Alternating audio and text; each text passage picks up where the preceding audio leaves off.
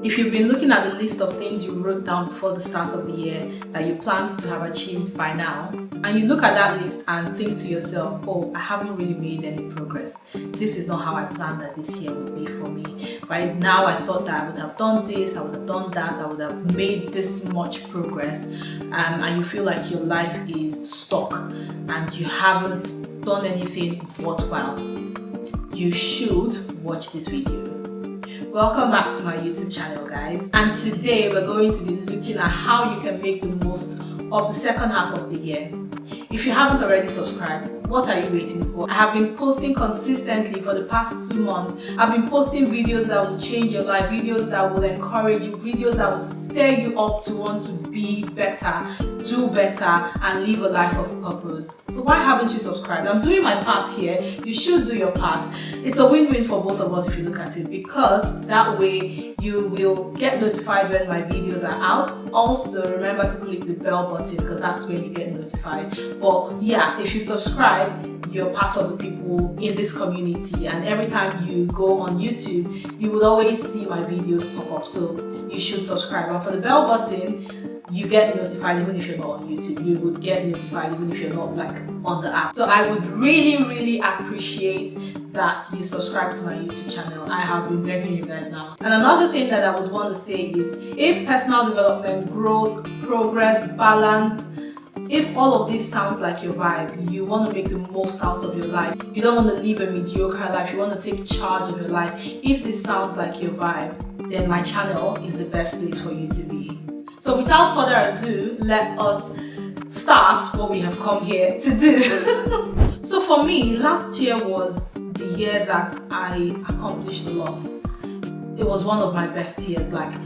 Every time I think about 2025, I feel like I lived in such a dream. Things that I didn't think that I would do, I did them. And it was just a very fulfilling year for me, honestly. I think I shared some of the things that I did last year on my Instagram page. The link to my Instagram is in my bio, so you should definitely check me out on Instagram. I also post very short videos about personal development, but YouTube is where you see the longer videos where I'm able to express myself even better. So back to what I was saying.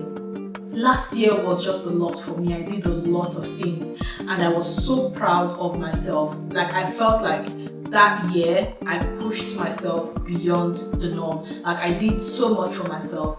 And with all of that enthusiasm, I wrote a list for myself for the year 2026. I had lots of plans for this year. I had lots of things that I wanted to do. And the first few months, I realized that I was stuck. I hadn't made as much progress as I thought. In fact, I thought that I hadn't made any progress at all. I was still just doing what I was doing last year. I hadn't done anything new. And that began to bother me. I would always talk to my husband about it. I'm like, babe, I'm not even making progress. I feel like I've been stuck this year. I feel like I haven't made any progress this year. And thankfully, I was able to take a pause from worrying and think about ways that the year could still be fulfilling for me. Because for me, one of the things that is stopping me is something that I do not have control over. I'm waiting for that particular thing to happen so that I can, kickstart my life, kickstart all the things I want to do this year. So I had to take a step back and think, okay, this particular thing is beyond my control. How about the things within my control? Let me work on them. Let me do the things that I know that are within my abilities, and make sure that this year doesn't just go by without me tying something important, something great, something amazing to it. And that's what I started to do, I think about 2 months ago. And because I love you all, I'm going to share those tips with you. So are you ready? The first thing that you need to do is stop mourning the first half. I said it. Stop thinking about it. Stop sulking. Stop agonizing.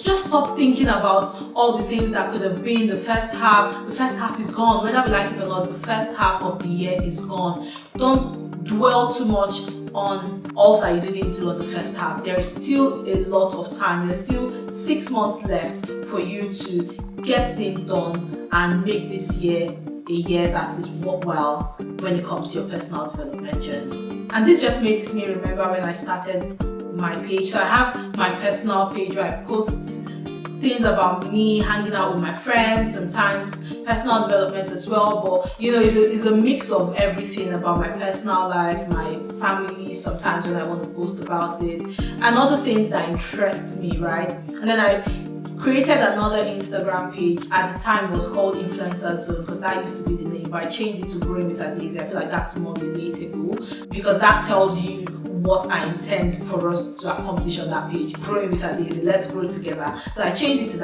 to that name.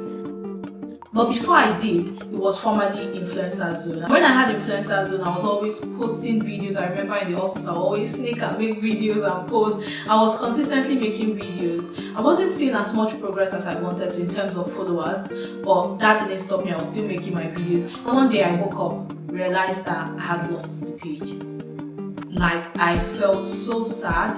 I tried, because that was a page that was trying to grow. My content, everything had gone. At the time I was using a phone that had 64 gigs, so whenever I make a video and upload it, I delete it for space for more videos. So when I lost that page, it wasn't just that I lost the page, it was that all my content, all my intellectual assets had gone with it. And instead of starting a new page and just continuing and moving on, I was always talking about it. I was always just talking about it. I would always tell I lost my page, I lost my page. It was good to talk to people about it so you can get better, but I talked about it for months, to the point that one of my friends was like, Ada, you've talked about this for too long. If you had started a new page, who knows what you would have accomplished by now. And that was a wake-up call for me. I started a new page, now called Growing with Adaeze, right? And I've been making videos there. In fact, the number of followers I have and the number of posts that I have uploaded are almost matching up. But there's something that Salem King said that changed my perception about content creation, and is that you can only control what you post. You can't control the people that follow you. Yes, it's good to put out good content with the aim that people follow you, so that way you are building a community of people that would grow and people that will be in alignment with what your vision is and what your plans are for that page. But you cannot really control it. You can only control how much content you put out there, the value of the content that you put out there, the solidity. Those are the things that you can control, right? So I've decided not to look at the people following me. Sometimes I look at it, let me not lie, but that's not what I'm focusing on. I focus more on the content that I'm putting out there. And when one person reaches out to me to say, your content is inspiring, that means the whole world to me, because that way I'm making progress. So all I'm trying to say is, don't mourn the first half for too much. Ask yourself questions. Yeah, that would be a more ideal thing to do. Ask yourself questions. What went wrong? What were the things that kept you stuck? Ask yourself those questions and move on from it, right? Because you cannot control it. You cannot get the first half of 2026 anymore. You can only control how you want the second half of the year to go. The second thing that I would advise you to do to make the most of 2026 second half is do an audit, right? When I say do an audit, it is streamlining the things that you want to do this year. Like at the end of the year, what are the things that means so much to you? It's not about the number of things that you want to do. It is the value of that thing to you, right? So if you have 20 things that you want to do before the year ends, is that really attainable? If that is not attainable and you're trying to just chase many things, I would advise that you streamline it. Do an audit. Just pick a few things that you know means a lot to you, and if you get those things done, you will be very happy and you will feel like the year was a fulfilling year for you. Whether it is career, whether it is your finances, whether it is your health, whether it is your relationship, you feel like you need to start counseling or therapy or anything that you know that at the end of the year, even if it's just that one thing that you've done, the year would mean a lot to you, or there's something good that you can tie to the year, then yes, get those things done. The third thing that I would advise you to do is to set a non-negotiable routine. Now, when you have stopped mourning the first half of the year, you have done an audit and you know what those things are that you really want to do at the end of the year, not just everything, but picking out those things that are very important. The next thing you should do that I would advise, and this has been working for me, especially in my fitness journey. And I really needed to make progress in my fitness journey because my body was giving me all the signs that I need to take care of it. My body gave me all the signs. I even had to get a fitness trainer, one of my friends. She is so amazing. And the time that I know that I made progress was when she was my fitness trainer. It was for like a month, but our timing weren't really aligning because I was, let me not go into all of that. But because our timing wasn't aligning and we couldn't continue with our sessions anymore, at some point I stopped going to the gym because there was no motivation. There was no Lillian to say it's time. There was none of that anymore. And I found myself back to where I started.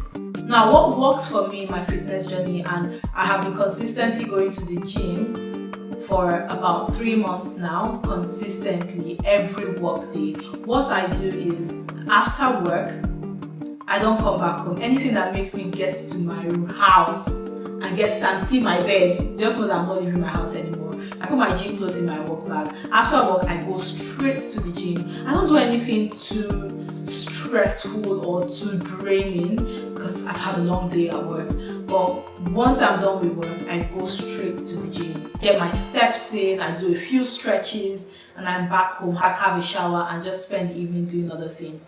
I noticed that this has become the game changer for me in my fitness journey. So for you, it might not be fitness, it might just be something else. Get a non-negotiable routine. So no matter how stressed up I am going to go to the gym after work. Like, people already know me right now. My dad already knows, my family already knows that once I'm done with work and I get back home, that's where I'm going to be for another 30-40 minutes before I get back home. My husband knows, my friends know already, my close friends, they already know that. Like, that is my non-negotiable routine. So for you, it could be anything really. Get that thing that is non-negotiable for you, that thing that you know that you cannot break. That would help you to accomplish your goals this second half of 2026. I can't remember what number I'm in right now, but another thing that I would say is stop waiting to feel ready. Even the most successful people do not feel ready at every time. Not all of them feel completely prepared before starting out something that they started a while ago that has made them who they are right now. Start scared. And there's something that I learned recently. Confidence starts after the action, not before it. If you haven't done it, you're not going to be consistent at it. But once you have started it, you know that, oh, this is what to expect. And that way, confidence steps in, confidence comes in. Apply for that job. Just start. Apply for that job. Even if you don't feel completely ready. What's the worst that would happen? The worst that would happen is that you will not get the job. But in some cases, you could get feedback on some things that you need to work on. In my own case, like I shared, I applied for a role. I felt like that role was bigger than me, but I applied anyways. I had the interview. It didn't go the way I wanted it to go. The interview opened my eyes to many things that I didn't know about data analytics. But the interviewer scheduled another session with me and explained the things that made me not to get the job. That was feedback. And that was something that I took out from it. And if you've been looking to start a business, what is stopping you? Just start small. If you're not so confident, which is expected, you don't have to start very big. Just start with what you have. Start with what you know and learn from the process of just starting. If you're looking to start content creation, you're looking to launch your YouTube channel, your podcast, what is stopping you? And I've also shared this before. It had been on my mind to restart my YouTube channel. I was just thinking, how will people will see that I failed the first time and I'm starting again. I was thinking about all of that, and that stopped me from continuing. Until one day I woke up, I didn't even make any announcement like, oh, I will be launching my YouTube channel, I'll be doing this, the way I had done all of that before. The other times I would prepare people's mind, oh, in 5 days, let's do a countdown, No, I just woke up one morning and I felt like recording a video, and I did, and I uploaded it, and I then told people, I now have a YouTube channel, go and subscribe, go and like my video. That's how I started, and look at me, this is more than 10 videos I have been posting every single Sunday. And I am so excited for what this channel is going to do in the lives of many people. I am so excited. I'm already hearing the testimonies, and that wouldn't have been possible if I didn't start. So yeah, that's what I'll end this video with. If you have learned something from this video, comment below. Let me know what goal you're committing to before the end of 2026. Put it in writing and let us hold each other accountable. This year is your year. It is your year. No matter how you feel right now, no matter how disappointed you feel right now, things haven't gone your way, yada, yada, yada. Don't dwell on it. This year could still be everything that you want it to be. Just take charge of your life. Once again, don't forget to subscribe, don't forget to like, don't forget to share this video. Remember, the target is 1,000 subscribers at the end of the year. It is still possible. It is very possible. You guys, let's do this together, okay? And I'll keep putting out videos every week that I know you would love. If there are videos that you want to see on this channel, comment below. I will be reading the comments, and who knows, I might just make a video inspired by what you commented. So, see you guys later. Bye.